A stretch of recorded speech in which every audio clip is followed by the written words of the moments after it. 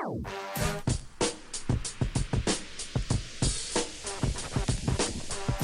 time for the Shop Report with Barbershop Jay.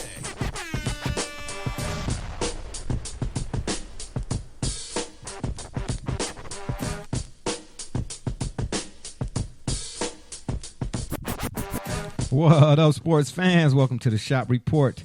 I'm Barbershop Jay. I'll be your host for the day. Here's what's happening. We are live. Unfortunately, as always, we seem to have some sort of technical difficulty, but as they say in show business, the show must go on. If you're up and around, you're out and about, and you want to give us a shout, that number to call is area code 267-687-0026. Once again, the number to call is area code 267-687-0026. The Shop Report is brought to you by none other than the fine folks over at Rocket Digital Media. It's the one-stop shop for all your digital marketing needs. You can look them up on Facebook at RDM Detroit, or you can go to the website, rocketdigital.net. That's ROCKIT digital.net. And make sure while you're there, you tell them the BSJ sent you. Well. Here we are on the doorstep of another NFL draft. That's right. The 2021 NFL draft is taking place right here on the shores of Lake Erie.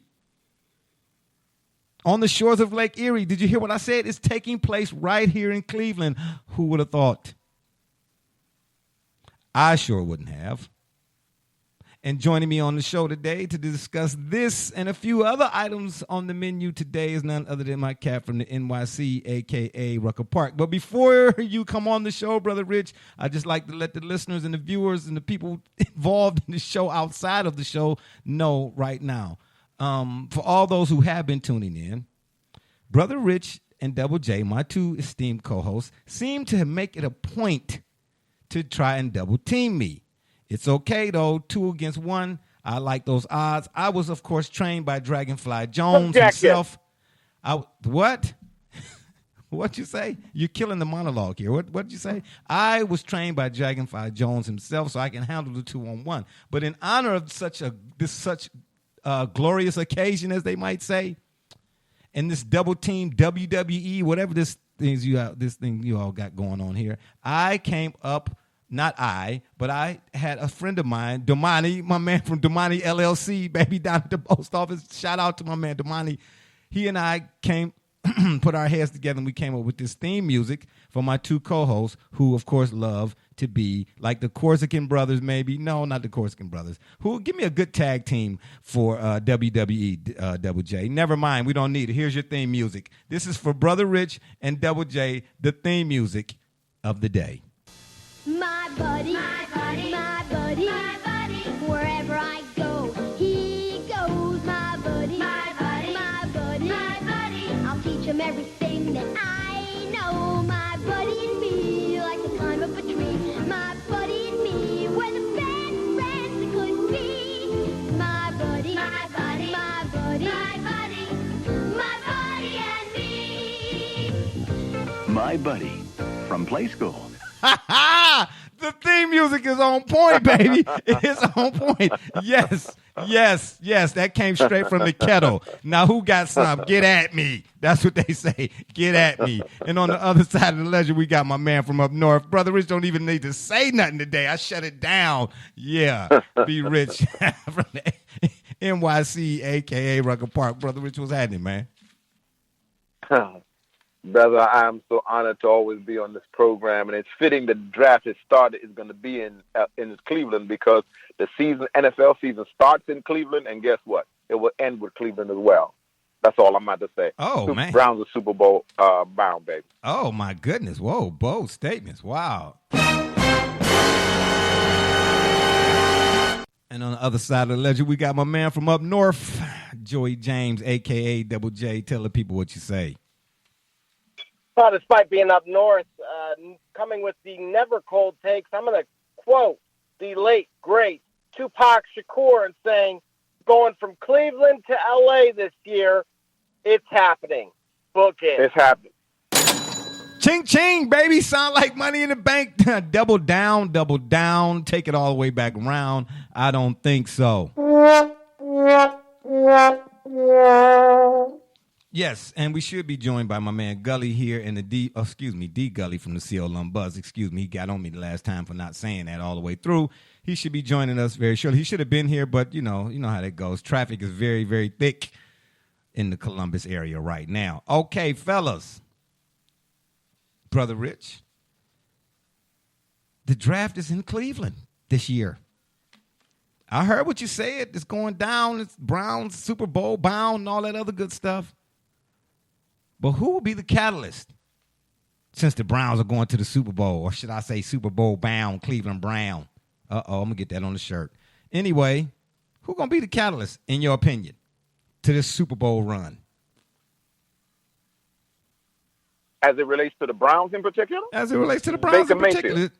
Oh, Baker Mayfield. my Baker. God. No, without a doubt. This is Baker's make or break year. Let's be honest.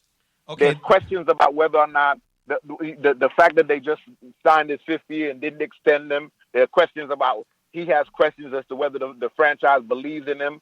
Some people believe in him, some people don't. He's a 50-50 player at this stage of his career. He can either go all the way to superstardom, and in his case, it would be to take the team to the Super Bowl and ultimately win it, but at least take the team to the Super Bowl. And that'll show that he was worth the kind of investment that Browns fans want him to be, because we don't want to go through that again. We don't want to have to try to get another quarterback because the team is set. The team is set. For the first year, this is the first year in how many years we're not worrying about who the Browns are going to draft. We just know they're going to add somebody good. There's talk about are they going to add a lineman, or are they going to go for defense? What are they going to do? Well, but that we're not worried about. Wow, are we going to have to? We're at the bottom of the pack, and the Browns are drafting first. Are we going to blow it again? And this and that and the other? No, we are set right now for a Super Bowl run. Everybody understands this. It's quietly spoken in circles. It's loudly spoken in some. And Browns fans understand. Those of us who have been watching this team develop understand this team is poised like any other team and better than most. This team is now on the level with the Baltimore Ravens and the Kansas City Chiefs as to what we do this season. We could potentially end up in the Super Bowl right out here in sunny, beautiful Los Angeles, California, at SoFi Stadium, where my good friend lives in Inglewood. Yeah, I will have to give you yeah, that was pretty good. I couldn't disagree on anything. Yeah, I couldn't disagree on anything you said right there. I mean, in other words, what you're saying is for the first time in 346 years, the Browns are not heading into a draft looking for a savior. Is that what you're alluding to? No, we're not. We're okay, not. The first time in forever since the team has existed. Certainly in this iteration, this is the first draft. We're not looking for a savior. And I like how you said it like that. Okay. We're just looking for a good player. And we are the first time I ever remember it being associated that the Browns are drafting best available. Ah, well, all right. I can't be mad at you, Double J. Who, in your opinion, will be the catalyst for this? I'm sure you're in agreement totally with Brother Rich. Who will be the catalyst for this Browns Super Bowl run? John Johnson. Oh, you mean the guy from Miami Vice? No. Unfortunately, I'm talking about your new star safety. When we talked a year ago, gosh. and we said, what is the problem with Cleveland? And we left it to our esteemed host.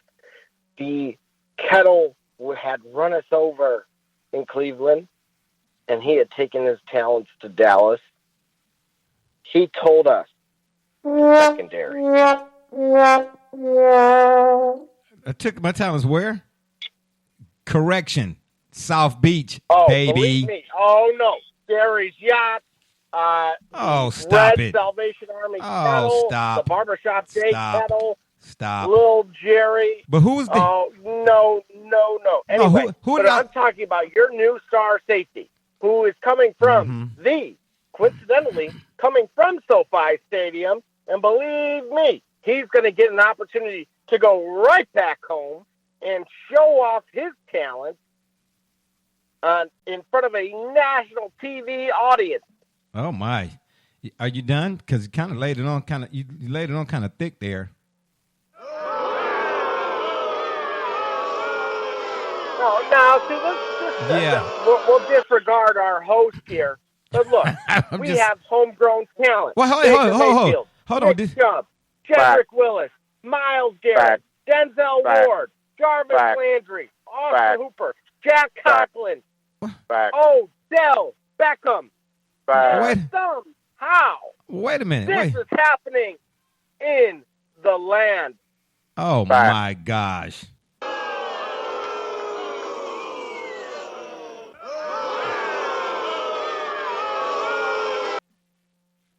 Settle down there, Kimosabi. Settle down. My gosh, you laid it on kind of thick there. I mean, we got an 80-degree day here in Cleveland. I got to wear boots just for the show. Because I don't know where you and Brother Rich getting ready to talk about what position y'all getting ready to take. Yeah, sure. I mean, my gosh, talk about taking the affirmative. All right. So I get it. So high, so by. Please don't. He ain't gonna cry. I get it. All right. We're going to stay with you, Double J's, since seeing how. So California is the catalyst then for the Browns Super Bowl run. Is that what we're saying here? That's what I thought. We're going to stay with you, Double J, and we're going to say, you're the scout. Pick a team. It don't have to be the Browns. It don't have to be your beloved Eagles. It don't have to be your hated Lions. It could be, pick a team. You're the scout. Are you looking at a potential draft prospect for what he is or what he knows? Remember now, you got to go to Ozzie Newsome and say, hey, this guy is the guy. And Ozzie say, all right, I'm going to pick him, regardless of where. But I'm going to pick him. I'm talking about a guy going to get drafted, not undrafted guy going to get drafted. You're the scout, Double J.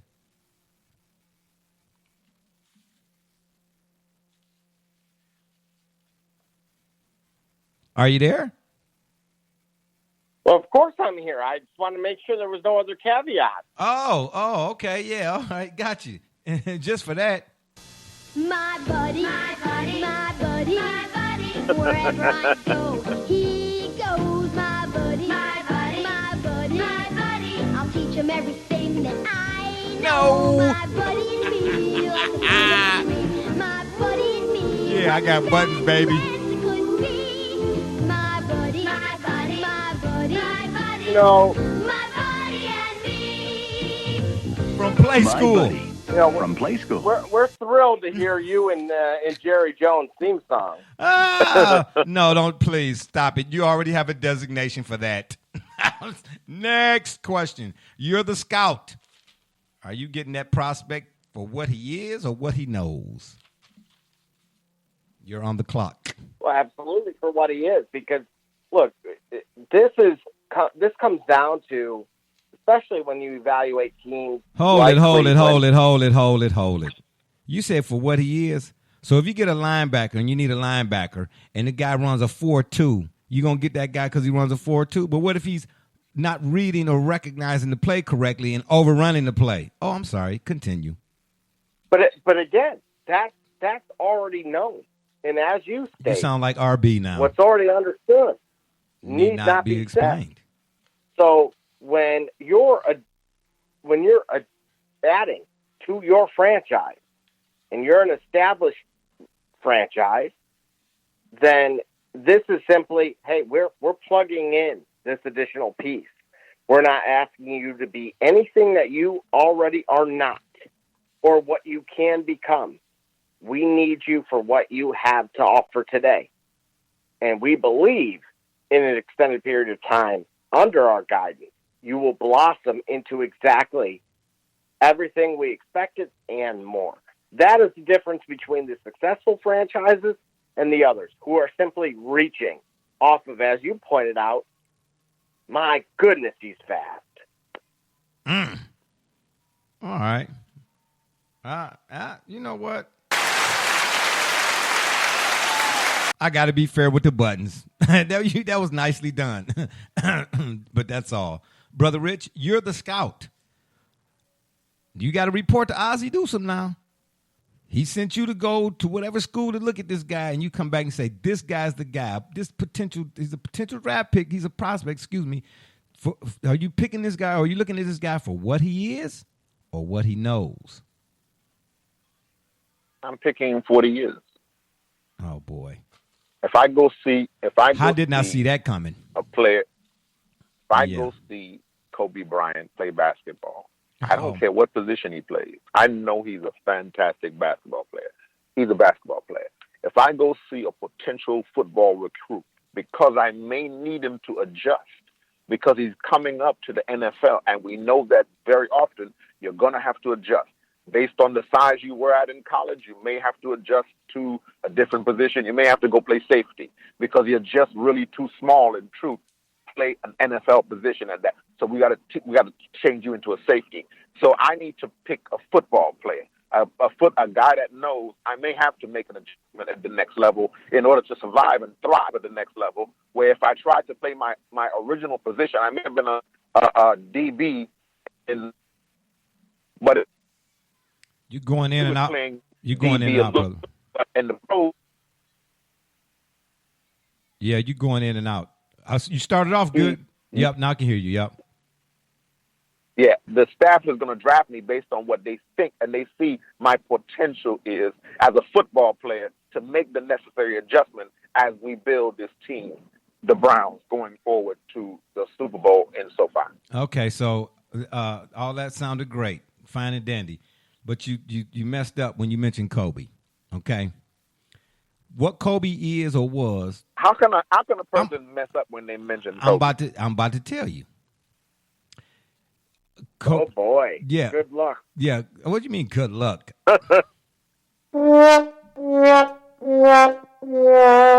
No more from the peanut gallery. You messed up when you mentioned Kobe. Here's why. You didn't mess up by using him as an example. It was. You know, I'm in the heart of LA right now. Oh my God! Right now, and you're telling me I messed up when I mentioned Kobe.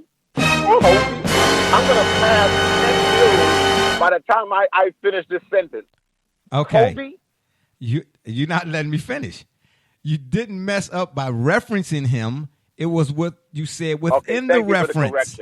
Okay. Thank you for the correction. Yes. You were troubling me. That's all I want to know. Okay. Okay. And let me give myself an applause. Thank you very much. You said I'll get the guy for what he is. Then you mentioned Kobe. All right, fine. Because of what Kobe was or is. Right. But more important than what he is, let's back up a minute. If you saw his series detail, that told me what he knows made him what he is. Yeah, but I know that because if I get a basketball player, he's dedicated enough to the craft that that's what he's going to do. Because remember now, you and I played high school basketball. Double J played high school basketball. In high school, I remembered in high school, there were times when I could play center, even though I was a guard. But I could play center because I had a skill set that allowed me to get down there, and I had jumping ability and a game that allowed me to get down there and battle with 6, 7 centers in high school. But by the time you get to college, I can't play no center. I got to get to my natural position. And either I realize I'm big enough, small enough, or I realize now I can't play at the next level. And that's what happens when you look at a football player and you say, wait a minute, this guy, we might say he got dog in him. Rest in peace to DMX. He got dog in him.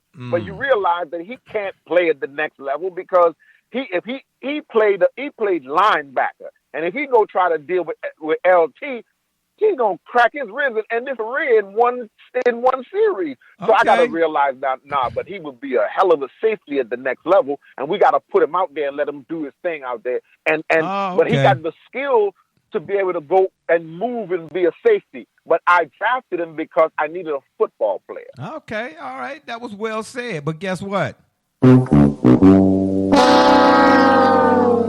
That was just because. Wow. Yeah. If you're up and around and you're out and about and you want to give us a shout, that number to call is area code 267-687-0026. Once again, that number to call is area code 267-687-0026. Okay. Yes, draft day, Cleveland, this Thursday. ESPN, NFL, big thing. You should see Cleveland don't even look like Cleveland. It's over there down by the stadium or whatnot, right? and it goes from Thursday all the way through what, Sunday or Saturday or something or another. I don't know. I really don't keep up with it anymore because I'm not going, but I know Brother Rich and Double J are. But I found an interesting tidbit on a former Browns player that I think you all might be interested in hearing about. Well, now, wait a minute here. You're telling me the shop itself, the shop, does not have a pick? No, what do you That mean? our host. No, I don't. Heck no. Man, please. Well, wait a minute now. Even my former colleague and friend with the Chicago Bears, he'll be in town. Rasheed Davis, he'll be announcing a pick on day 2. That's good. So I do want to throw that out there. Okay, that's nice. He's with the real estate business now, but I can't believe it. Yeah. You thought I was going to make a pick? No, absolutely not. Oh, to say the least. As much Okay, I'll as tell you what. You provided to the city of Cleveland, and again, that's not just from my biased opinion. Oh, so you are admitting that your opinion is biased. Okay. Yes, thank you. What you've done. Finally, he's admitting that his opinions are biased. So that means all the tapes prior to this show here, we will have to erase his portion. I will give you the line that I give Brother Rich and anybody. Oh, absolutely. That I give anybody else that has asked me, listen, I have been following the Browns since I was 5 years old. I'm 51 now. I'm done making picks, okay? I'll tell you and the world that's listening, like I've been telling Brother Jay, yeah, right? I want the Browns to pick a guy and have a group of guys that on offense make a defense have to use up all their timeouts. Huh? And to defend the entire field this way and that way. You get what I'm trying to tell you? Get off the field on third downs and continue the drives on third downs. Convert third downs. That's it. That's all I expect. That's all I want. Because we've seen the Browns have some, well, I ain't going to say household names throughout the years, but some names that, were on jerseys. And when you walk in the Dick's Sporting Goods, they first rack to hit you in the face. But yet and still, the third down conversions and on both sides of the ball, if you would, horrendous. That's my focal point with the Browns. I mean, we've been going about, every year we meet in the barbershop and we have, barbecues and all of that. Who the Browns going to draft? With the first pick in the such and such year draft, the Cleveland Browns select Desagana Jop. Okay? I mean, after a while, like the little boy who cried wolf, nobody's coming. I'm just saying. I mean, come on, man. But hey, we here. It's finally for, like Brother Rich pointed out, it's the first time in what? I mean, what's the quarterback carousel on? What number is this? 417. Since the 417 picks ago, this is the first time the Browns are not looking for a savior. So hey, I'm just glad for that. But anywho, so yes, again, no, I don't have a pick. I know I'm out of that business. My feet hurt too bad. I found an interesting Browns nugget that I'm sure, the listeners are going to love the fact that Double J and Brother Rich don't know this. Because then again, they're not really Browns fans. They're just Browns fans to badger me or try to bash me. That's what it is, people. Yeah, I'm putting y'all out there. You all are somewhat familiar with Greg Pruitt, correct? Double J, Brother Rich, you all know who Greg Pruitt was? Sure. Okay, yeah, he was a nice running back too, by the way. With Oklahoma, you got to check him out. Some footage of him at Oklahoma, but we had this saying when he used to run the ball. Him and Mike Pruitt. Well, for Greg Pruitt, we say, "Do it, Pruitt, because he used to wear tearaway jerseys, and guys would try to. I mean, Greg Pruitt was fast, man. Very underrated as a Browns player, actually. One of my favorites. Mm-hmm. He once he got out in the open, a guy would get close enough to him, maybe reach out and grab his jersey, and the jersey would rip away. He would score a touchdown when you could see nothing but his pads. But anyway, here's an interesting story that Cleveland.com reporter Terry Pluto wrote, and he always comes up with interesting nuggets, if you would. And Terry and I are, I won't say good friends, but he and I know each other very well. I haven't seen him in a while. But he would come on the Les Levine Sports Professionals panel with me. Very, very nice guy. But anyway, he wrote this article. Well, the title of the article, he says, Greg Pruitt. He was rejected by his coach, hid on a golf course on draft day. Did you all know this? No, you didn't? Imagine that. Check this out. Imagine being an All-American for your college coach. In fact, how you played is partly why he received an offer to become coach of the NFL's New England Patriots at the time. Imagine that coach having 3, not 1, not 2, but 3, who I sound like, Brother Rich's favorite player, 3 first-round picks in the draft. Imagine believing your coach would want a record-breaking back from Oklahoma. I mean, I'm sure the people out there, the listeners, Double J has said this on countless occasions. Of course, or more so RB. Oh, man, he's MVP, man. He won 17 records and record-breaking. Absolutely, you go, absolutely. So who wouldn't want a record-breaking back? Because he broke records at Oklahoma, Greg Pruitt did. This coach, he is Chuck Fairbanks, who coached Pruitt during 3 seasons in which Pruitt, and I bet you Double J didn't know this, definitely Gully didn't know this, 3 seasons in which Pruitt averaged 7.5 yards per carry. Do I need to read that again? 7.5 yards per carry. That's not a misprint. 7.5 yards per carry from 1970 to 1972. And it's rushing for 2,939 yards and scoring 39 touchdowns for a 2-time consensus All-American and a Heisman Trophy runner-up. Now, Double J, did you know this, Double J, this part or this much about Greg Pruitt that I'm reading so far? Did you know he was a consensus All-American and all that other good stuff? Did you know that, Brother Rich? I didn't know that at all. Oh, okay. I didn't know. I only know who it was. I didn't know anything about. Okay. Okay, but I get all the Browns hate. Well, I mean, that's why I hit the button because I knew y'all was getting ready to say something crazy. But guess what? The difference is you don't even have to look up Cowboys records players, their numbers. You know that off the top of your head. You have to look it up for the Browns because you're a Browns hater. You just a football enthusiast. You're a sports enthusiast and a journalist, but you know numbers and records of individuals. Wow. Wrong. Wrong. Well, here's the thing. Oh, so please. The reason why I No really soliloquies. Greg Pruitt in a very different way was what he did for the Big 8, and specifically what he did for integration amongst teams because of his dynamic performance while at Oklahoma. So despite his lack of size, him being undersized rather, and had that naturally having an impact, and I could, you and I could both go back and say, oh well, he was a part of this Super Bowl winning team and these Pro Bowls and all that such. But more to me, what stands out the most is that he was so prolific that, again, the Big 12 at the time was the Big 8.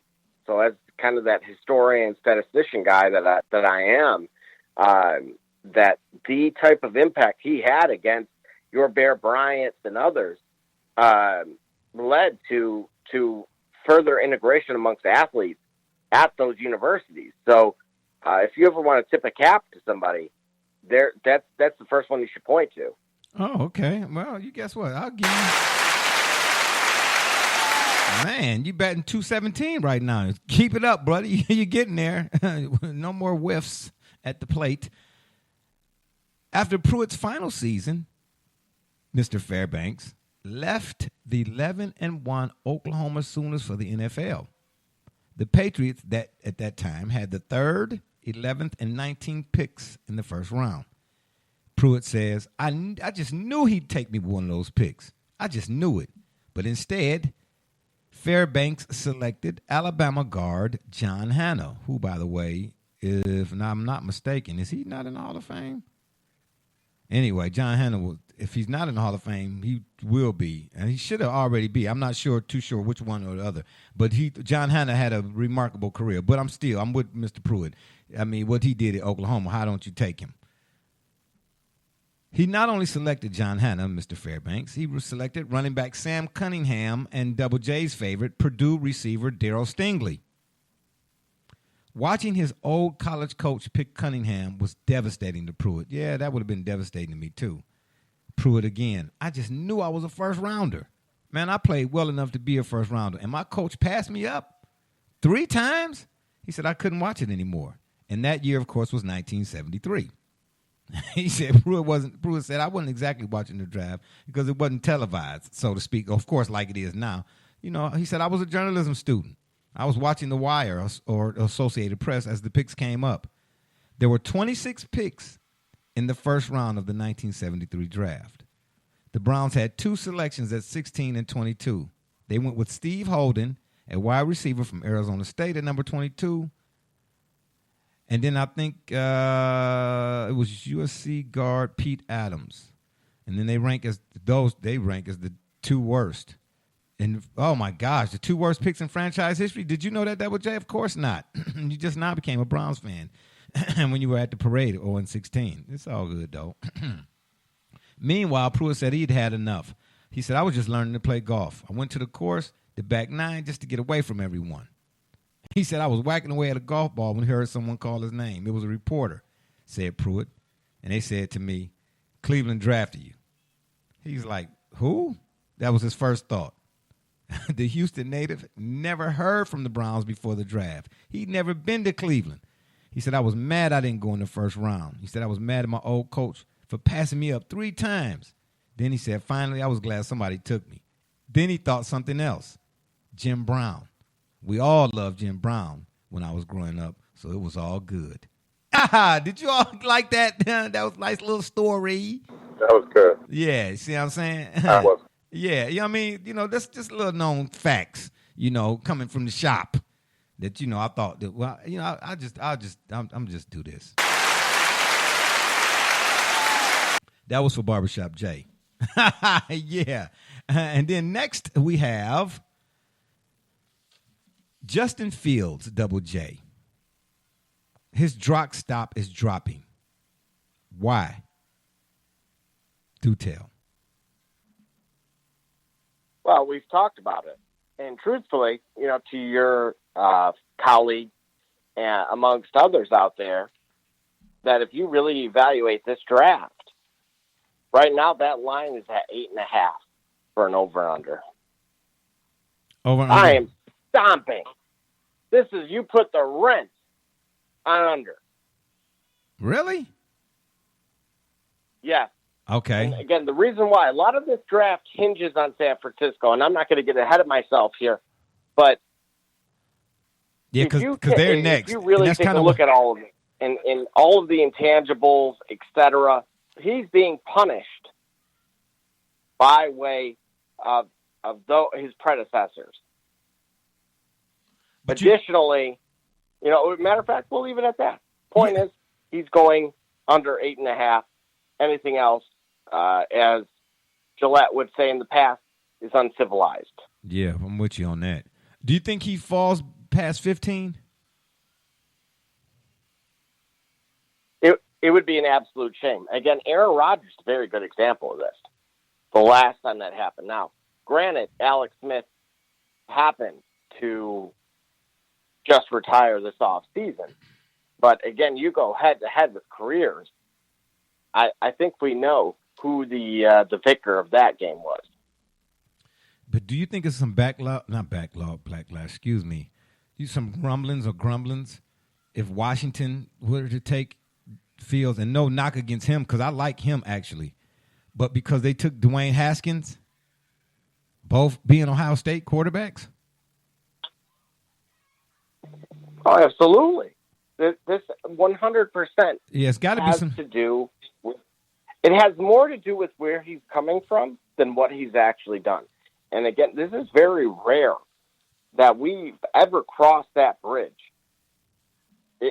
I'm telling you now, we're looking at guys that we're making the case of saying, well, at San Francisco they could go Mac Jones, or they could go the guy from, you know, South Dakota, or you know, wherever the heck that Carson Wentz came from. And meanwhile, this guy's being punished for literally outperforming guys like that would go before him, such as Trevor Lawrence. It just is. It's beyond me. Well, that's kind of why I mentioned. I know that's where you're going with it, and that's why I want to emphasize it. Yeah. That we've stepped outside of that box now. Since when has Ohio State ever been a system that has allowed quarterbacks to flourish that were not on the basis of their own talent? Yeah. Because again, instead, I would point to Alabama and say, name the last good quarterback from Alabama, not named Kent Stabler, and even he kind of sucked. Oh, absolute! Oh, ho, ho, ho, ho, ho, ho, whoa, whoa, whoa, whoa! Are you serious? You just done opened up a can of worms. I'm about to tear you. Ken Stabler? Are you what? Did you just say Ken Stabler kind of sucked? Is that what you just said? No, you didn't say that. No, you couldn't have. No, you.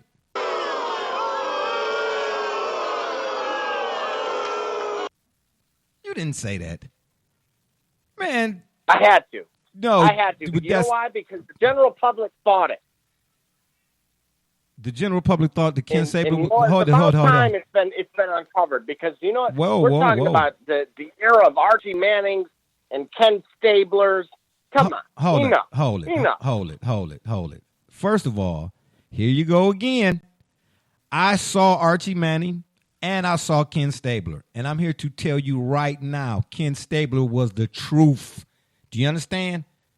Yeah, he had Biletnikoff, Casper, the Ghost to the Post, Cliff Branch, Mark Van Egan. No impact. Let me explain something to you. Ken Stabler was a dog.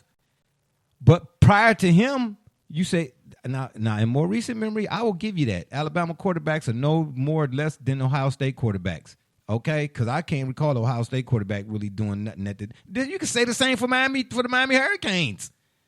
I'm always telling you about the Miami Hurricanes other than, and here we go for Ohio State. Arch Schlichter. Yeah, keep going. Yeah, finish with Miami Hurricanes because you hit on some truth there. You can say the same thing for the Miami Hurricanes. Yeah, absolutely. There, wasn't it? Yeah, we know it's going there. We know it got to go there. We got to go there. Okay, but keep going. What I'm getting ready to tell you is, unlike you two guys, I can be truthful about my rooting interests. Okay, but let's start with Ohio. Let's stay with Ohio State first. Before Justin Fields, we saw it was a lot of guys who got, Haskins, Cardale Jones. Where's he at now? The one guy was from Glenville. Oh gosh, what was his name? He lost. But see, Jay, that's the problem I have with the NFL, because what you are describing and what Double J is talking about, what we're talking about that's out here in the ether, is punishing individuals for making a decision to the university. Ohio State doesn't get blemished in all of this, but these young quarterbacks who commit to colleges like Ohio State and end up playing quarterback for them. I can't debate the specificities of the position like you and Double J can. I will confess to that level of ignorance. But what I can tell you is this. It becomes recognizable that the pattern is, okay, so we're going to punish the players, but we're never going to point out the fact that these universities are traditionally known. Alabama turns out what? Georgia turns out what? Ohio State turns out what? Yeah. Michigan turns out what? We don't blame the institutions that turn out these players that may or may not live up to their potential in college or from college to the professional level. Yeah. But in fact, we blame the individual. And so now Justin Fields, whoever gets that young man, will be getting this is what we talked about in the earlier segment you had for us about position or as opposed to what they know. Here's a young man who checks every box as it relates to what a young man should know. Yeah. But instead of them dealing with the fact that they're punishing him because of the system he came out of and the system he played for, instead of them being honest about that, you hear the subtle racism about this test and how he spoke and what's wrong with him. Just subtle things are thrown out there to diminish him as an individual and drop his stock and make his value less than what it should be, rather than saying, okay, look, the problem is Ohio State quarterback, and keeping it out front to Ohio State quarterback. Why won't they damage the stock of Ohio State? Because then that damages, because they're in bed with each other, and that damages young potential recruits looking at Ohio State. So a young quarterback now doesn't look at Ohio State anymore. So rather than do that to Ohio State, let's put it on these young quarterbacks who never live up to their potential. So I don't know about Justin Fields. He's another black quarterback from Ohio State, and if you draft him, and I find myself in an odd position because I have no love lost for the Ohio State program on any level, but I find myself defending this young man because he's once again victimized by a system that he didn't ask to be a part of, but he can't help to play along with because of his professional choice or aspiration. Yeah, and aspiration. Here's why I'm going to tell you this. This is why I want to highlight it now. But hold it, Double J. Hold that thought. We're what? No. We're 48 hours. We're less than 48 hours from this gosh darn draft. And this guy's rated a 9.98 out of 10 on a athletic score system. In addition to that, this guy completed 22 completions of 25-plus yards for 9 touchdowns, both of which are number 1 of all NCAA quarterbacks. So if you don't want to tell me that on paper this kid is absolutely the gosh darn best thing that has came out of that program, they could kick rocks. Because again, to Brother Rich's point, it is both systemic and it is now being taken out on the university that he's being fallen victim to because of where he came from. And all these scrubs, and you know what? Let them. Because the reason is, this is why these countless kids go through 1 through 7 and they never succeed. They never succeed. And that's why the statistics are what they are. They're going to draft whoever the heck they want to draft to appease the fan base, and then they're looking for employment in less than 3 years. So you know what? Do it. Watch Bill Belichick take them, and then don't cry to me when Bill took 2 Big Ten guys and turned 2 dynasties out of it. I don't want to hear it. Yeah, I told you so. Well, that's why I said, aside from the obvious, why is his stock falling? But let me say this. Let me finish my thought, though, about the quarterbacks, though, in these schools. I'm to your point, though, Brother Rich. The universities that put the machines that put out these products or whatnot should have some light shown their way. I'm with you on that.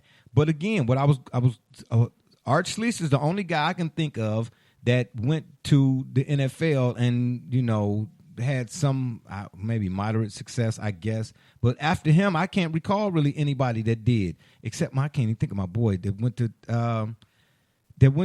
Glenville. Define success. Huh? Well, that's define success. Oh, we don't have that kind of time. We got other topics to discuss. But the guy that lost his job to was it Flacco or whatever it is. But anyway, Trey something went to Glenville anyway. But other than him, from Ohio State, I can't recall anybody. Then I was going to mention the Miami Hurricanes, the only 2 quarterbacks who were really truly NFL caliber since I've been watching the Miami Hurricanes, 1981. It's Bernie Kosar and Jim Kelly. They're the only 2. Every last other Miami quarterback has. But y'all turn out some heck of a defensive player. Well, we're not talking. Well, I mean, again, what's already understood need not be explained. And some cocaine Oh, dealers. Wow, really? Okay. And Ponzi scheme. Gotcha. Won't leave that out. And rappers 7th floor crew. Wow. Well, guess what? At your favorite university, the teachers were writing the answers for the kids. I mean, I don't know. Doing their homework. I'm saying nobody's exempt. All right. This is not a W-4 we filling out. And just for that, I'm just saying. Double J, what are the Niners doing? What's going on? Is Kyle Shanahan, did he outsmart himself?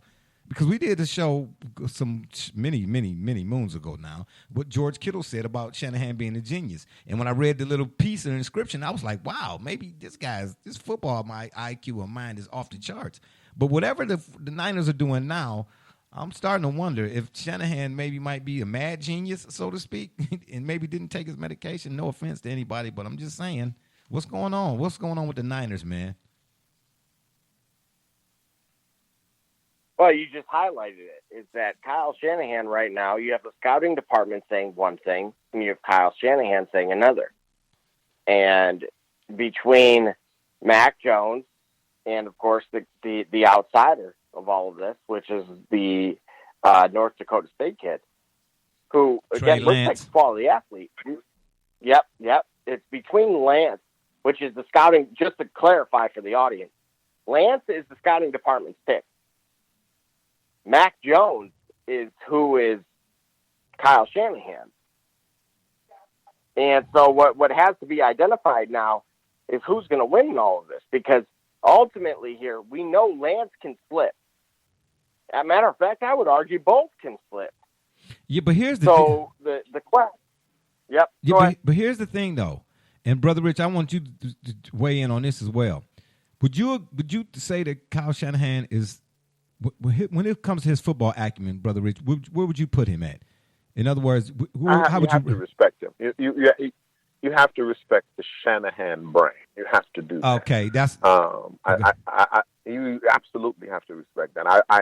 And the 49ers as an operation historically, again, you got to respect the brand. That there's some. It didn't just become that overnight. This is not a fly-by-night operation. He's not a fly-by-night individual. He doesn't come with that kind of branding. He has some history behind it, and he has some metal to his merit. It's not just drafted out of thin air. He has some metal to his merit, and so I thought it was interesting and pointed out, just as a side note, about Bill Belichick potentially being gifted with that young quarterback, because he's showing us that this is what separates the great ones from just, he's a coach.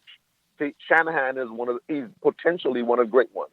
So absolutely you can see that. There's no doubt about that. I can absolutely agree with that. And I say that because if Mac Jones, maybe Shanahan sees something that though on people on the outside looking in don't see, because we know this every year at the draft. Like, for instance, this whole deal with Trevor Lawrence. The guy comes out and says that he's not playing with a chip on his shoulder and so on and so forth. You know, we talked about just a minute ago about the backlash that these guys get. It's all over the place now. The Mel Kipers and all of them guys, man, I wish they'd make up my mind. You know, when they start first doing, if you got a mock draft, here's what I don't get. How can you have 35 mock drafts leading up to the draft? Whatever you said about the guy in October, how is it any different, especially after the college football season ends or whatever? You get what I'm saying? How is it any different come April? This guy's 6'8", he's 6'5", he can throw it on the rope. Okay, and that. And then you get to April talking about some, yeah, well, you know, he didn't run fast and because he was kind of slow. And what changed? Oh, it's the envelope. The fat yellow envelope. Okay, I got you. There's somebody slid under the door. Okay, all of a sudden now, what the guy is, or what he was, he ain't no more. But nothing happened in between then and now. Does that make any sense? Because Lawrence is getting lambasted for not saying rah rah rah. Dude said, man, and in part, the media asked him that question, and then they mad at him. But y'all the ones that told him from day one he was whatever he is now. He like, man, I ain't worried about it. I'm gonna go in there. I'm gonna do what I'm gonna do. But no, I'm not. I ain't got no beef with nobody. But I ain't gotta have no beef with you to be productive. I don't think so under Urban Meyer. Not at Jacksonville. I just don't. You know what I mean? I'm just saying. You know, my bad, Tay. I know that's your squad, and I like the Jaguars to an extent, but you know, I don't know. We've yet to see many college coaches, you know, just be their first NFL job, so to speak, and have any type of.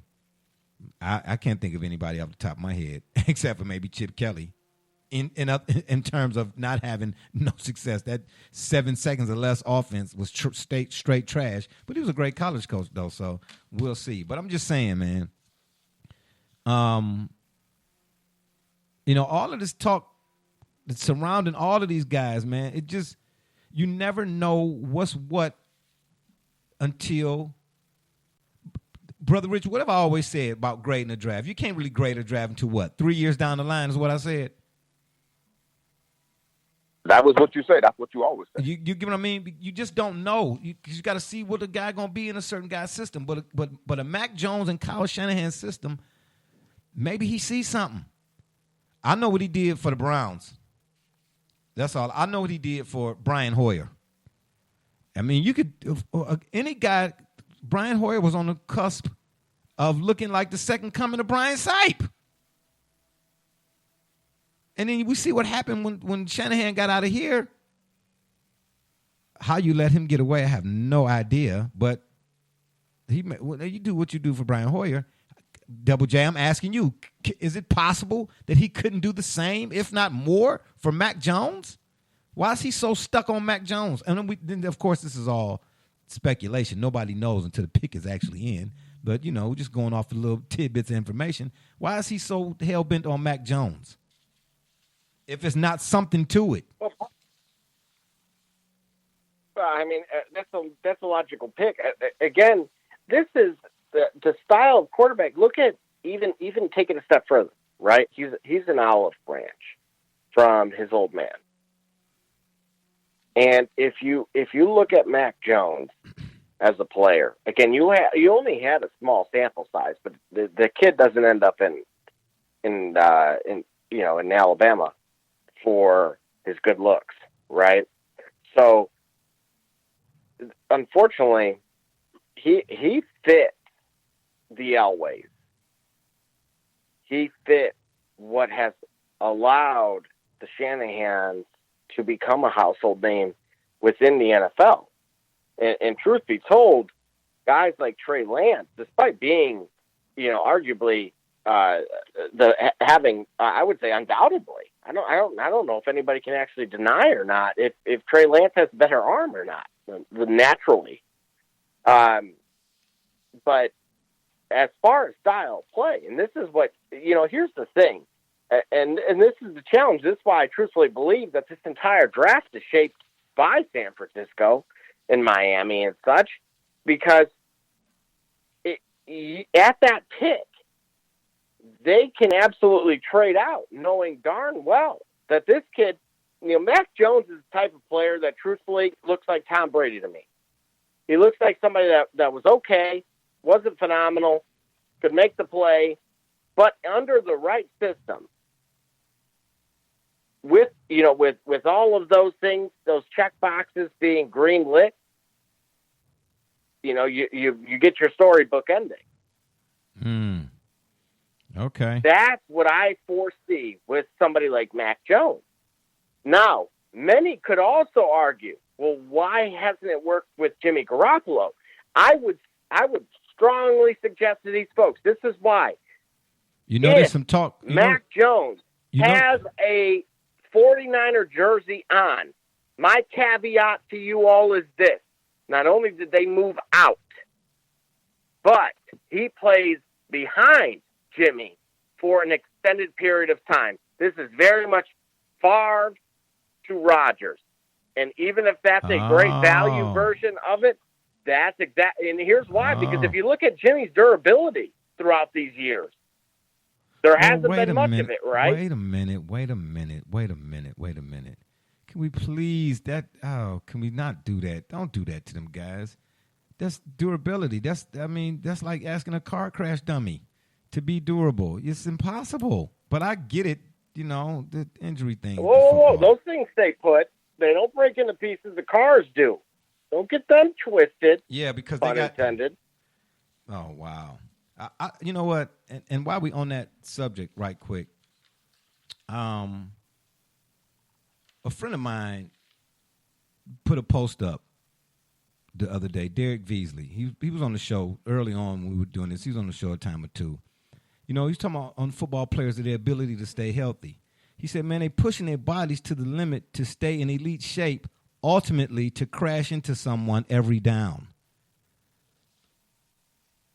When you talk about durability, or a guy can't stay healthy, or those words are I just find it very difficult.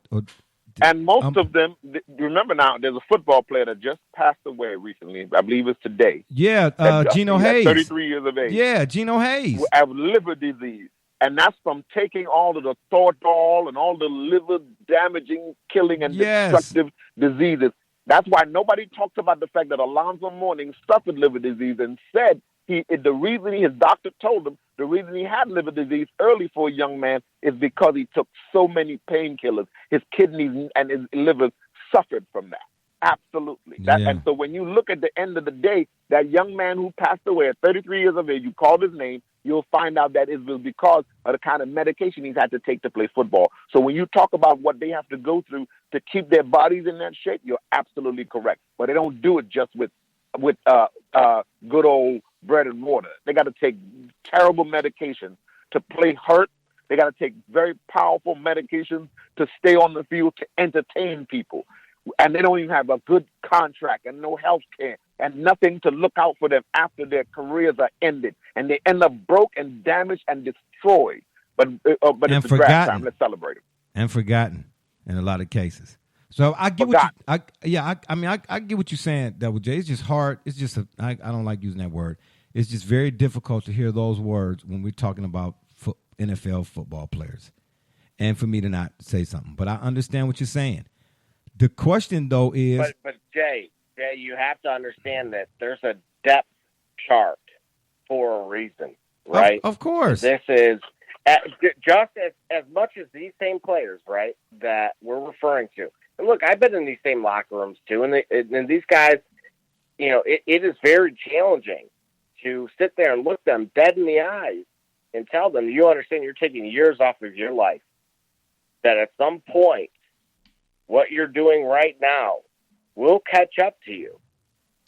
And hearing that they're doing it for the betterment of either their family members, the follow, you know, whether that following generation or possibly multiple generations, and realizing that, you know, they are arguably throwing themselves on top of a grenade in the name of betterment. Yeah. So before, you know, I sit here and say my expectation is that this guy's going to break his leg or his career is going to get cut short in any way, shape, or form. You know, I've been there and I've seen it. You know, I've been with those guys that have shed tears under those circumstances. Yeah. And so to say that, it sounds like just rolling it off the tongue, but there's absolutely pain behind that statement. But that is absolutely the occupation that they're in. And I want to make it very clear, especially coming from the Rust Belt, that despite that hard hat and blue collar, those same folks at U.S. Steel and countless others face those very same risks. But you know so what? I don't want to overshadow, you know, the folks that sit in the seats on Sundays, especially in that area geographically. Yeah, I'm with you. I'm with you on that all day, every day. But the idea, from my understanding, what I'm hearing, Garoppolo might be going back to New England. Or in some, I mean, you know, if it walked like a duck, quack not like under a duck. that contract. Not under that contract. Oh, I don't. There's no way. Okay, yeah. See, I don't know the details of it. I just know what's like, quote unquote, being reported. And then there's also something that done caught fire here within the last day or so about the Patriots and the Panthers are in talks for the 8th spot. Have you heard anything about that? That's right. And so the Patriots have been, but as a matter of fact, both teams have been movers in this draft. They're going to be buyers.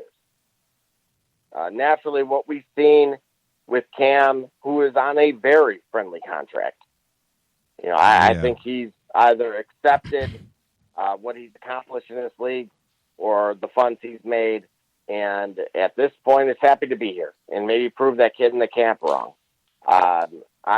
You know, whatever his motivations are, they are what they are, but he is, or maybe it's something in the water, in Nantucket. I don't know, because whatever's in that Kraft macaroni and cheese seems to get guys to play for less. And simply put, Carolina, on the other hand, is in a very interesting situation where they have the receiving core. They have the running back. They have all the pieces. So they have a desirable location. And let's face it, Charlotte isn't as bad as they try to say it is. I wouldn't say that. As a matter of fact, our host here, wait a minute, isn't that where you vacation when you're not down there in Miami? Wait a minute. And you're tired of South Beach and those neon lights? So wait a minute. First, 1 week I'm in Dallas. The next week I'm in Canada. My buddy, my buddy, my buddy, my buddy. Wherever I go, he goes. My buddy, my buddy, my buddy, my buddy. I'll teach him everything that I know. My buddy and me, like the climb up a tree. My buddy and me, we're the best friends that could be. My buddy, my buddy, my buddy, my buddy, my buddy and me. My Buddy from Play School. All right. Are you satisfied now? You should be. I'll tell you what. If Bill Belichick is trying to get to that 8th spot, he's drafting that kid to replace Cam Newton and anybody else, the kid that was winding up, I'm just loosening up my arm. That kid is grown now.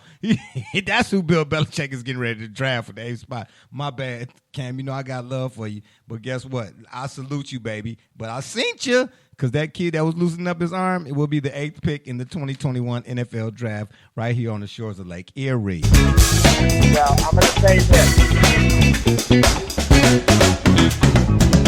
I had to give you some intro music, some theme music, Double J. What are you going to tell us?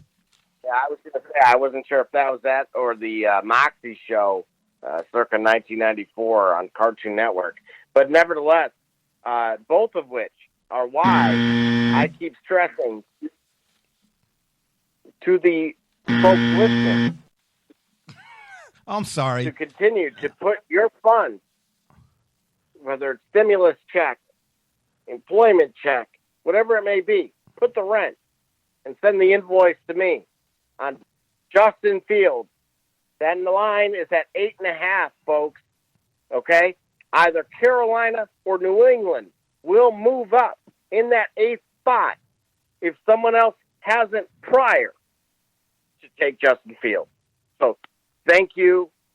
Enjoy your earnings, whatever they may be, or at the very least your sigh of relief. But nevertheless, send your gratitude to the shop report. Any negative energy at Barbershop J. Seriously?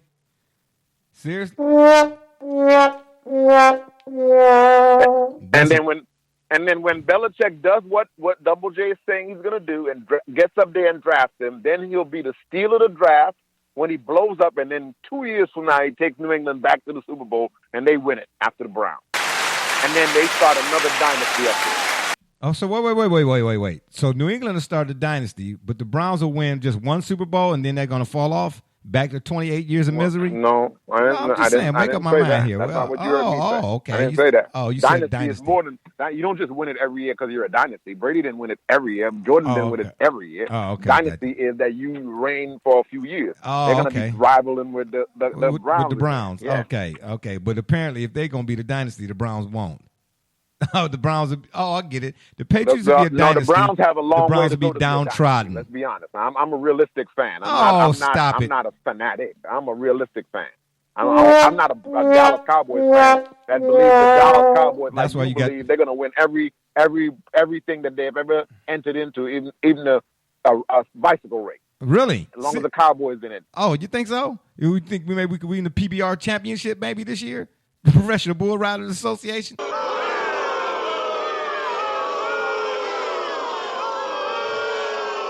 Yeah, that's where that one went. I should have had a toilet flushing. That's what I'm going to get next. Oh, you got, thanks for the button inspiration. The sound effects. It's on, buddy. It's on. Absolutely not.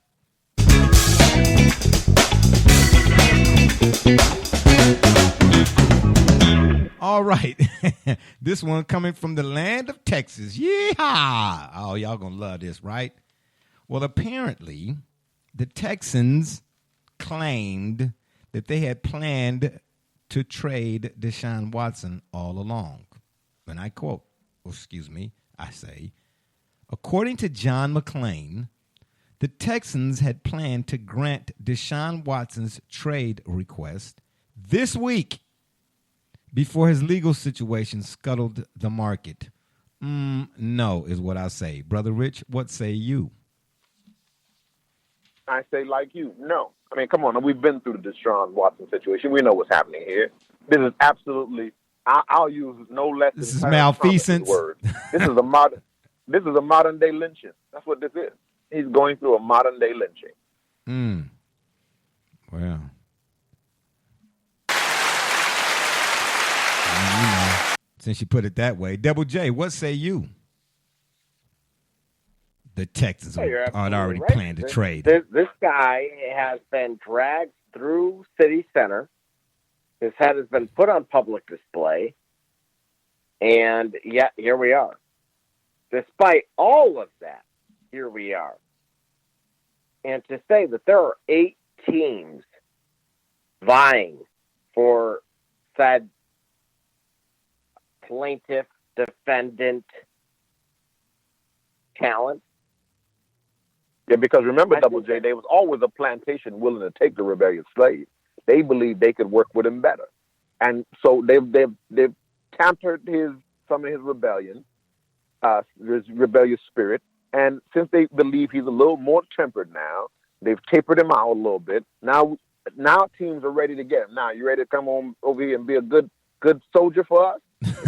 And Yeah. again, here's a player that if the right team gets him and they understand that all of that was just some politically orchestrated madness, they get a fantastic football player who is a potential Super Bowl winner if he gets in the right situation.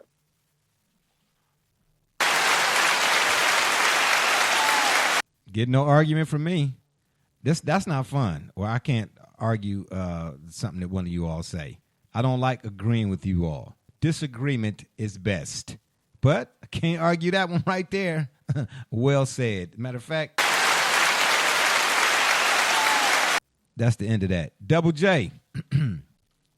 So at the end of the day, I ask again, but this time, be specific. Deshaun Watson goes to what team, in your opinion? Wow. You know, the most likely destination is going to be the Chicago Bears. Yeah. Oh, wow. The Chicago Bears, you think? Oh, wow. Okay. Well, wait a minute. Is that even possible?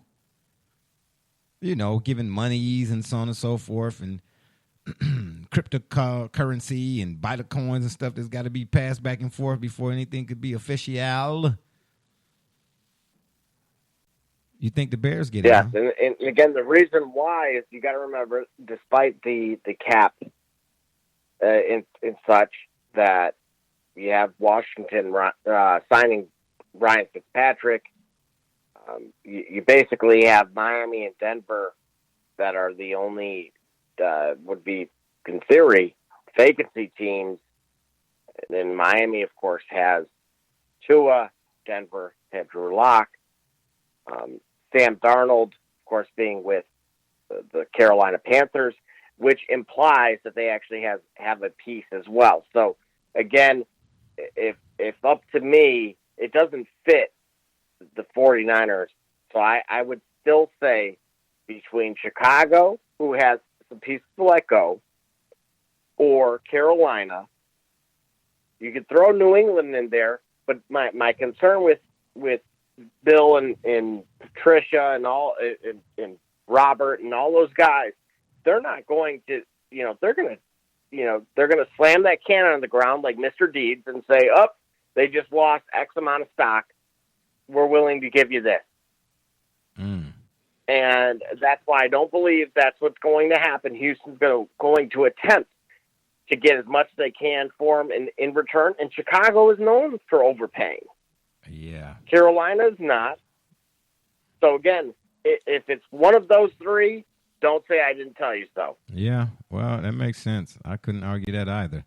Brother Rich, where would you like to see Deshaun Watson go? Chicago, just like Double J said. Oh, my gosh. No. Only, Okay. again, I don't like the Chicago Bears. I don't care anything about them as a franchise. But you want to see him if he's going to be extricated from the kind of situation he's currently in. Let him go to a fan base that has longed for a good quarterback that will embrace him. And that fan base we know is one of those rabid fan bases. Yeah, it will. That That's if he succeeds there, they will wrap their arms around him and he'll have a place that he can call home again. Yeah. Because what he's getting out of in Houston, he needs to find some place that he can really, really feel at home again.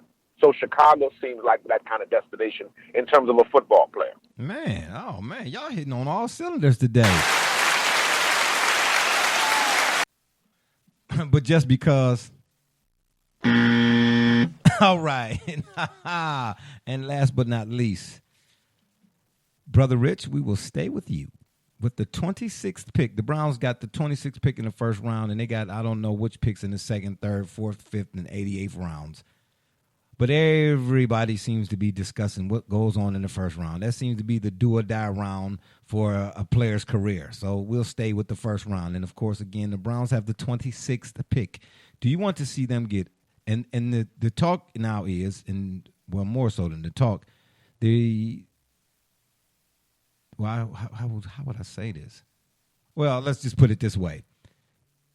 Quote, unquote, the Browns' needs are – linebackers, corners, and safeties, and so on and so forth.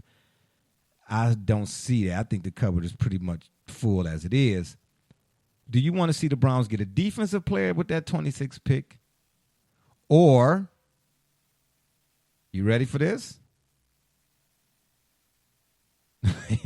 Are you ready for this? We are. Okay, We're ready. I'm. This is you, Brother Rich. Or you know what? Or do you want to just see him trade? take the Or you best? want us to trade to the Cowboys? Oh See if my we can gosh. improve your team. No. I want to see the Browns choose the.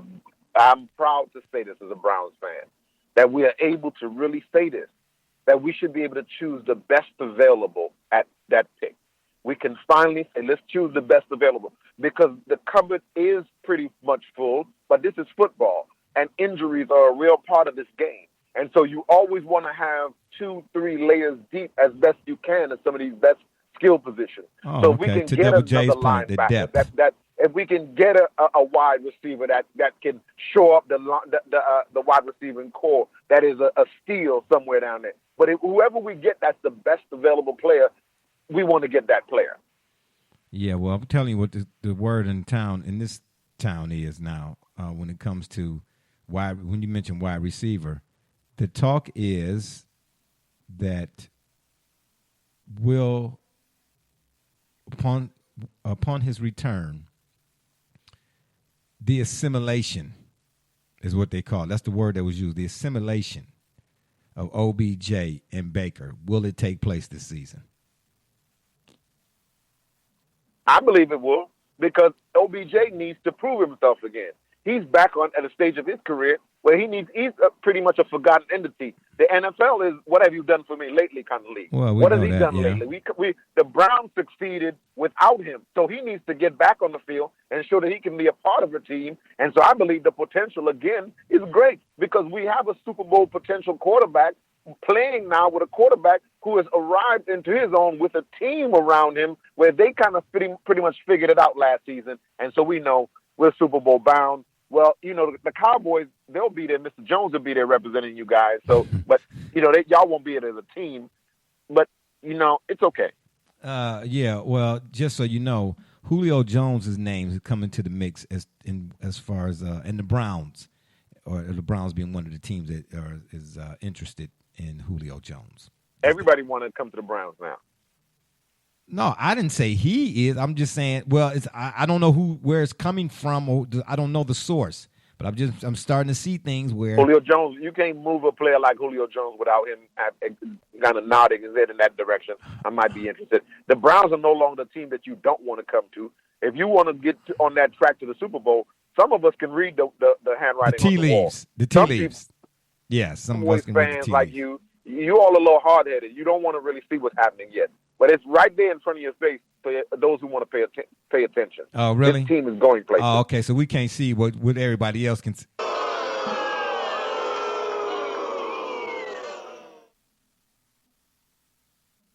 We can't see what everybody else can see, huh? I got you. Yeah, unbelievable. Double J, who do you want the Browns to take with the 26th pick? Address some defensive needs or best available. Or better yet, you want to maybe even see him trade up, or trade down, trade back. I don't know. Best available, defensive player, hockey player, kicker. Well, here's the thing. So as you said, who I want them to take with an empty board right now would be Rondale Moore. Oh, do tell. And when you look at Landry, you look at Beckham, from a contractual situation in comparison to somebody like a quote-unquote true number one, such as, of course, Julio Jones, who I followed since high school. So this would be an absolute foolish move on behalf of the Falcons. But then again, if you look at that city as a whole, they haven't won a whole lot, have they? Well, that's what I'm Matter trying of to tell fact, you. their hockey teams moved out of town. Yes. So they don't know a whole lot about winning, do they? So we'll take that in stride and say, well, if they want to give us Julio on behalf of, by way of Odell, and then we're able to add a dynamic young receiver such as Rondale Moore, who's arguably a number one in itself and has that caliber of doing so. If you don't now, folks, I'll say this: if you don't believe me, go watch his pro day. Don't forget what I may be saying. Go watch the pro day. You tell me where that stacks up in your mind. Yeah, and after that, go ahead and at me. That's okay. Then we'll have that conversation. Taking it a step further, offensively, and the reason why is, again, we've talked about Baker, right? When we evaluate Baker, what do we generally stress? The deep ball. Okay? If we're going to talk about the deep ball, well, let's give him a 6 foot, let's give him a darn near a quote unquote LeBron James, right? Mm-hmm. To catch that thing. Or a Calvin Johnson caliber type of receiver. Yeah, so, but he had that in Odell. If we're not throwing the deep ball, and we know he is accurate in the mid-range and underneath, insert Rondale Moore. Now, if we decide that that's not going to be the case, or he's off the board because somebody else sees what Double J sees, how about that? Oh, wow. Oh, rather, my gosh. Oh, boy. Than going with Rashad Bateman from Minnesota, which, again, go look at a few. Before everybody grills me and says, Minnesota? Oh, my gosh. gosh. Oh. Oh. Yeah. Wow. Okay. Yeah. See, I knew that was coming. Yeah. It had. Yeah. Matter of fact. Oh, wait. What happened? Did you say something, Brother Rich? I didn't think so. Yeah. No. Then look at adding some additional help for our Miles and saying Peyton Turner from Houston. Why? What it does is it allows Jadeveon Clowney to be Jadeveon Clowney. Yeah, the way that we can move him around. Madden. The Browns need linebackers. And I don't say the Browns need linebackers. I don't say the Browns need linebackers because of need. I say the Browns need linebackers because they ain't got none with speed. You know what I'm saying? If you saw them Tampa Bay linebackers, my goodness, when they chased down the play, jeez, they were still running through the tunnel. I don't know, man. The Browns need linebackers. I think they're good at safety. Delpit coming back. I'm not sure what red wine is going to be. And then, they Oh, of course. Wait till you see in that grocery store with, a little cardboard cutout of Mr. Johnson promoting Johnsonville sausage. Who in the what? Who is Mr. Johnson? Who is that? Your starting safety. Oh, my gosh. I figured that's what you was. Because he's from California. Man, the Browns going to be in the Super Bowl, all right. They're going to be playing in the Raiders Stadium. And they're going to put the toilet seat down, too. Dog pound! Okay, I'll give myself one. Are you happy now? Or is it my turn? I should say. Thank you. It's very about much. time. Oh, man, please stop it. At the end of the day, like I said, I've been asked countless times, who should the Browns take at 26? I tell you what, something else I heard as far as that whole Julio Jones, and, it's a few teams, of course, in the mix. The Ravens, the Titans. I think he'd be better suited with the Titans because I think Tannehill and Brown and all of them and Derrick Henry, that's a little bit better fit for him. But, I mean, he could come here. But the idea is, and the extra conversation surrounding it was that Odell might be going there because the Falcons are supposed to be looking at the Florida tight end. What's the Florida tight end? Pitts. Is it Pitts? What's the Florida tight end, Double J? I don't know why I wanted to say Kyle Trask right off the top of my head, but it's not. What's the Florida tight end name? Help me out here. No help? You're just going to leave me hanging? Gotcha. I have no idea. Not you, Brother Rich. That was for Double J. He was supposed to help me out on that, but guess what? Anywho, the picture is being painted only on paper. You're talking about Pierce? Yeah, so I had his name right. Oh, man, you're a day late, dollar short now. The idea of Julio maybe sliding here, Odell, I don't know how that would work. Maybe in Atlanta they draft the Pitts guy, and then now you got a nice little combination for Matt Ryan. I'm just saying. Again, I don't know all of the details and the logistics and the solistics, as Stephen A. might say. Come on. I'm telling you, I read that. I told you when I'm putting together the show, man, I read so many things, man. I can't keep track of everything, but I'm telling you, I read that somewhere. I just thought I'd throw it out here. I don't know how true it is. I'm just saying. I got my own cough sound effects back here if you need them. Oh, do you? Because, come on, you're choking. You're choking with that pick. Seriously? Wrong. Why wouldn't Atlanta take the Florida tight end? Give me one reason why. Why would they? Why not? Man, do you see what's going on? Has that been the problem for the Atlanta Falcons in the last 5? Oh, please. No. In the last decade? Listen, obviously not. But do teams... Look, when they went to the Super Bowl, 2 of their previous 5 first picks that came in the top 10 were on the defensive side of the ball.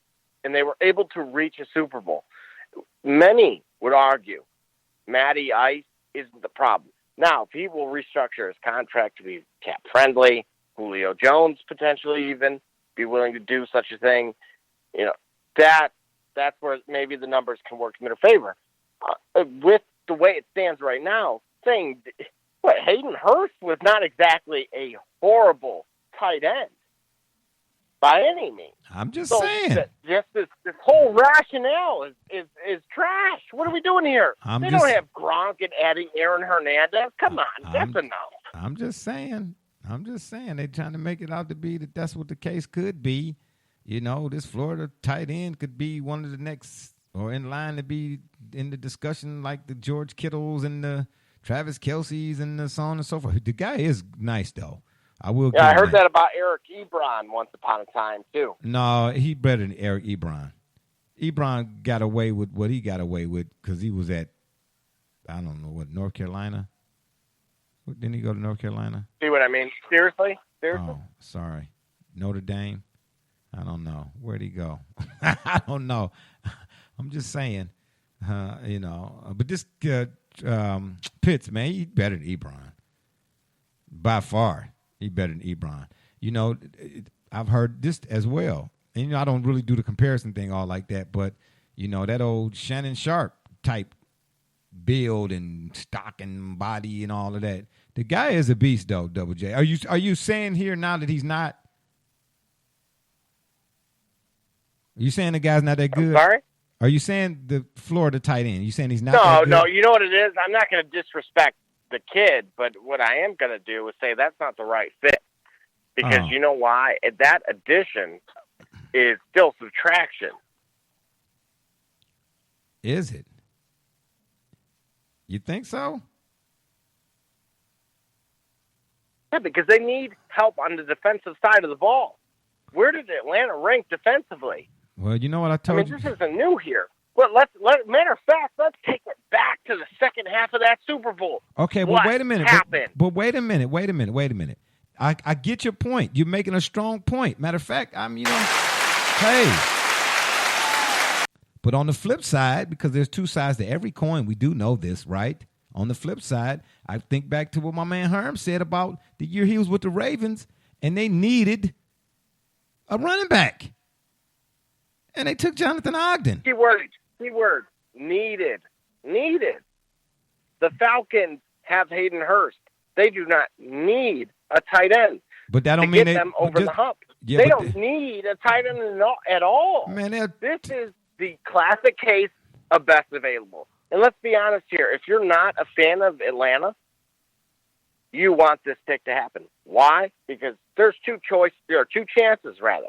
A, your team's going to get their guy that they need this year. Second, you'll get this guy in free agency. Hey, it's a win-win. Oh, and by the way, there is some talk as well about the Browns possibly taking another standout player from the U, Gregory Rousseau.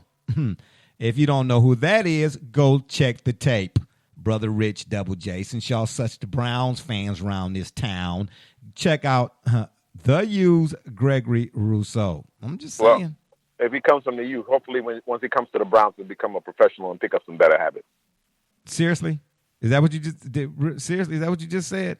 Man, don't disrespect the U like that, man. Man, don't make me call Ed Reed, man. You know what I'm saying? You make me call Ed Reed. It's not their fault. Yeah. It's Miami. You ever been to Miami? Yeah. Okay. Yeah. Right. Anyway.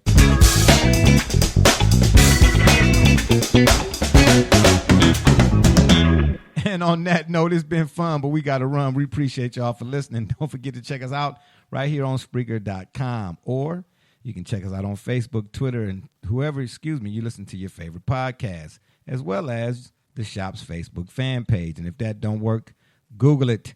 And as always, before we get out of here, we got to remind you all the Shop Report is being brought to you by none other than the folks over at Rocket Digital Media. It's the one-stop shop for all your digital marketing needs. You can look them up on Facebook at RDM Detroit, or you can go to the website, rocketdigital.net. That's ROCKIT digital.net, and make sure you tell them BSJ sent you. Excuse me, for Brother Rich, Double J, for all those out there listening, and Gully, if you're somewhere around and about, and of course all those who follow and support us, we say thank you. I'm Barbershop Jay, and you've been listening to the Shop Report. And remember, the next time y'all want to know what's really going on, man, come to the shop. Walk-ins are always welcome. Holla, that's not funny. Make sure next time you send Gully his invite by pigeon.